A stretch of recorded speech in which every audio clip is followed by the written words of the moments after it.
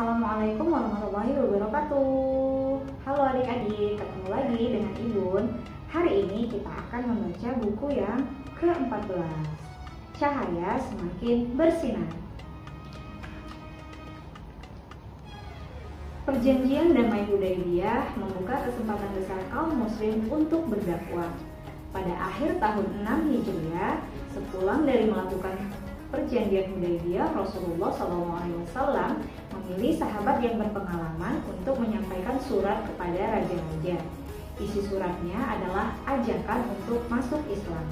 Surat itu dikirimkan kepada Raja Najasyi di Habasyah. Raja Najasyi menerima surat itu dengan baik, dan di hadapan Ja'far bin Abi Thalib beliau menyatakan keislamannya. Alhamdulillah.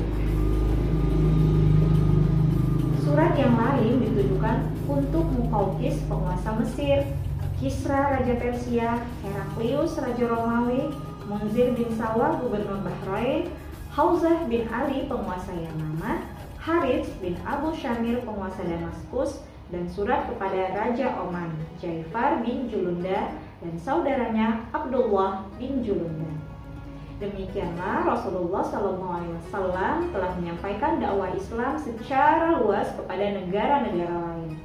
Di antara mereka ada yang memilih masuk Islam seperti Najasyi, Jaifar bin Julunda, dan Abdullah bin Julunda. Ada pula yang mengakui Muhammad sebagai nabi tetapi belum mau masuk Islam seperti Muqawqis dan Heraklius. Ada yang tetap kafir bahkan memusuhi Rasulullah SAW. Kamu perlu tahu, Kisra di Persia merobek surat Rasulullah dan meminta salah satu gubernurnya, Bazan, untuk menangkap Rasulullah SAW. Bazan dan seluruh pengikutnya akhirnya justru masuk Islam ketika Rasulullah menyampaikan kabar dari Allah SWT bahwa Kisra telah terbunuh. Ada kisah menarik saat Heraklius bertemu dengan Abu Sufyan bin Harb. Dia bertanya banyak hal tentang Rasulullah. Abu Sufyan meskipun masih kafir dan selalu memerangi Rasulullah, tetapi dia menjawab semua pertanyaan Heraklius dengan jujur. Mendengar semua jawaban Abu Sufyan, Heraklius berkata, "Seandainya semua yang kau katakan benar, maka dia, Muhammad, akan segera menguasai tempat di mana sekarang kakiku berpijak. Aku yakin dia akan datang sebagai nabi terakhir. Akan tetapi aku tidak menyangka dia datang di antara kalian. Seandainya aku bisa menemuinya, aku benar-benar akan membasuh kakinya." Lalu, bagaimana dengan orang Yahudi? Apa yang selanjutnya dilakukan Rasulullah terhadap mereka? Pada awal tahun 7 Hijriah, Rasulullah SAW dan para sahabat berhasil meluluh lantakkan benteng-benteng Khaybar, pusat persekongkolan dan pengkhianatan Yahudi dan kaum munafik. Penduduk Khaybarlah yang selama ini menyusun pasukan untuk menyerang kaum muslim. Kamu perlu tahu, Rasulullah SAW ingin agar seluruh Yahudi pergi dari Khaybar. Akan tetapi mereka berkata, "Wahai Muhammad, biarkan kami tetap di tanah ini agar kami bisa mengolahnya.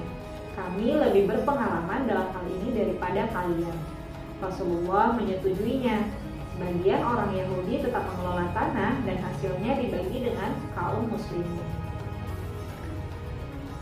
Ada beberapa peristiwa di peperangan Khaybar yang menunjukkan keistimewaan atau mukjizat Rasulullah Muhammad SAW sebagai nabi dan rasul.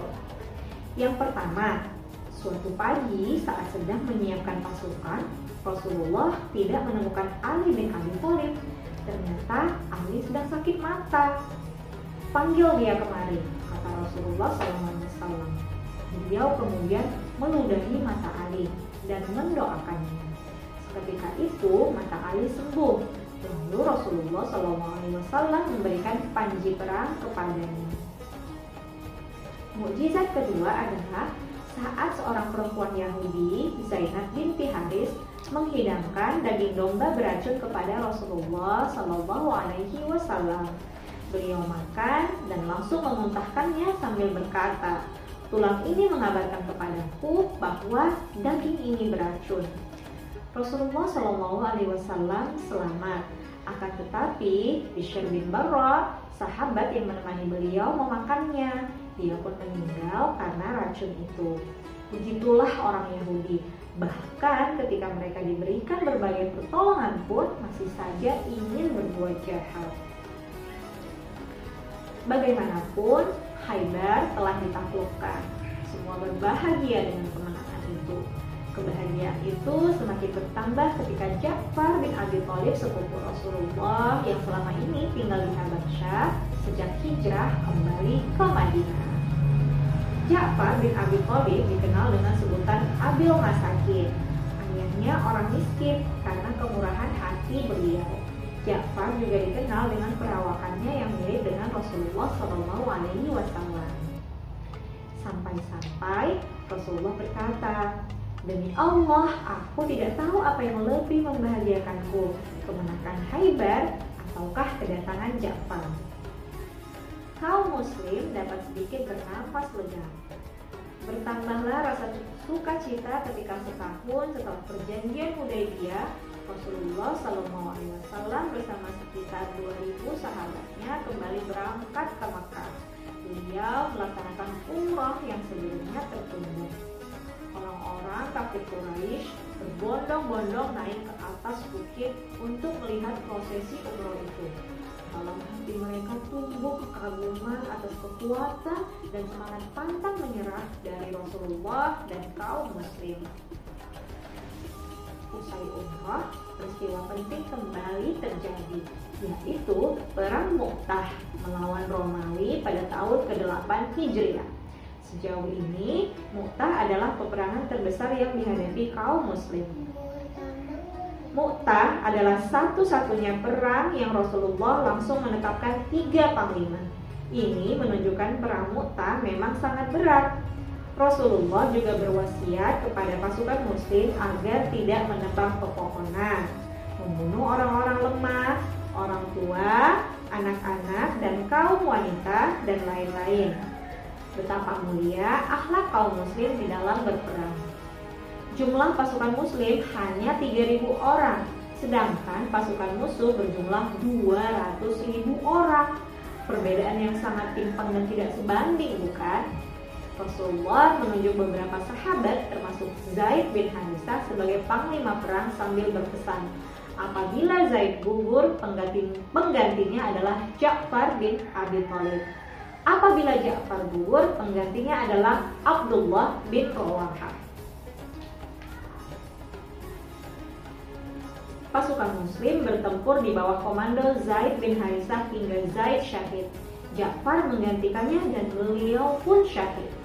Sesuai pesan Rasulullah, Abdullah bin Rawahah menggantikan posisi Ja'far. Apa yang terjadi? Abdullah pun bertempur hingga syahid. Khalid bin Walid kemudian mengambil alih komando pasukan muslim. Dengan taktiknya yang luar biasa, dia berhasil menyelamatkan kaum muslim dan membuat ratusan ribu musuh mundur dengan sendirinya. Atas keberhasilan ini, Khalid digelari dengan sebutan Saifullah al-Maslul, pedang Allah yang terhunus. Cahaya Islam semakin bersinar. Kecintaan para sahabat terhadap Rasulnya pun tak lagi terbantahkan. Rasulullah SAW tidak ikut dalam perang Mu'tah. Beliau tetap tinggal di Madinah. Akan tetapi ketika 3 sahabat terbaiknya syahid, Allah mengabarkannya kepada beliau. Rasulullah pun menyampaikannya kepada penduduk Madinah dengan berlinang air mata. Nah, demikian adik-adik kisah di buku ke-14 tentang cahaya yang semakin bersinar. Masya Allah, ternyata terjadi perang Mu'tah dan menyebabkan 3 komando syahid dan kemudian digantikan oleh Khalid bin Walid yang masuk Islam pada tahun ke-7 Hijriah. Masya Allah. Demikian kisah pada buku ke-14 ini. Insya Allah kita akan melanjutkan ke buku selanjutnya ya, esok hari. Tetap semangat puasanya, lancar sampai berbuka. Sampai ketemu besok. Assalamualaikum warahmatullahi wabarakatuh.